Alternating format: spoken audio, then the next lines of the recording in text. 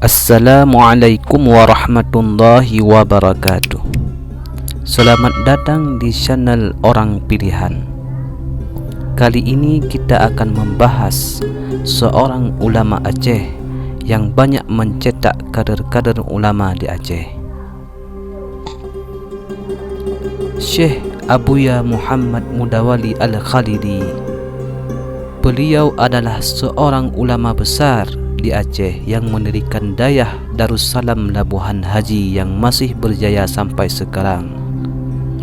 Sebab dayah tersebut dilanjutkan oleh putra-putranya yang juga ulama besar seperti Abuya Profesor Dr. Muhibbuddin Wali, Abuya Imran Wali, Abuya Jamaluddin Wali, dan Abuya Nasir Wali. Beliau seorang ulama yang sangat berpengaruh di Aceh, bahkan ke Nusantara. Beliau bermazhab Syafi'i dan penganut tarekat Naqsyabandiyah. Berikut ini beberapa karamah beliau yang kami kutip dari sebuah buku yang berjudul Karamah Ulama Aceh yang disusun oleh Dr. Tunku Harmen Nurikmar. Ada 4 karamah yang kami kutip dalam buku tersebut. Yang pertama, batu kerikil timbul di pantai. Dulu di pantai dekat Dayah Labuhan Haji tidak ada sama sekali yang namanya batu kerikil. Di sana yang ada cuma pasir. Syekh Abuya Maulana Muhammad Wali berencana membangun sebuah bukit kecil untuk tempat memberikan ijazah kepada murid-murid yang mengambil tarekat Naqsyabandiyah. Suatu pagi, beliau meminta kepada murid-muridnya untuk mengambil batu kerikil di pantai. Lantas murid-murid terkejut sebab pagi itu sudah cukup banyak kerikil muncul di pantai Labuhan Haji. Lalu mereka bergotong royong mengangkut kerikil dan kemudian dibuat sebuah gundukan yang diberi nama Bukit Intan. Yang kedua, memenangkan perdebatan. Karamah lain yang diberikan Allah Subhanahu wa Ta'ala kepada Abuya Mudawali adalah selalu memenangkan perdebatan dengan orang-orang yang menentangnya.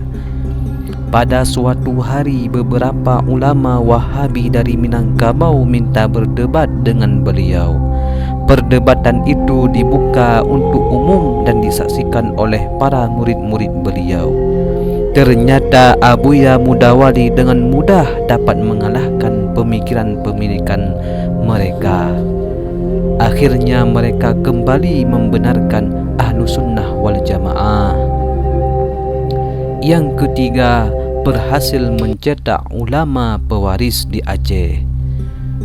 Maulana Hadrat Syekh Abuya Mudawali lewat dayahnya Darussalam Labuhan Haji Aceh Barat Selatan berhasil mencetak kader-kader ulama seluruh Aceh dan Nusantara. Murid-murid beliau tersebar di Medan, Padang, Malaysia, Jawa, Sulawesi, Lombok dan lain-lain. Mereka membangun dayah, mengembangkan ilmu agama Islam kepada generasi berikutnya. Putra-putri beliau juga berhasil menjadi ulama-ulama besar di Aceh dan Padang. Bukankah ini juga bagian dari karamah beliau? Makamnya juga dikunjungi orang setiap waktu. Yang keempat, ramalannya selalu benar. Ketika terjadi pemberontakan DITII 1953 melawan pemerintah pusat, Abuya Mudawali dan murid-muridnya tidak mau terlibat. Beliau menganggap pemberontakan itu sebagai borah, yakni pemberontakan kepada pemerintah yang sah. Akibatnya banyak ulama besar di Aceh yang berbeda pendapat dengan beliau.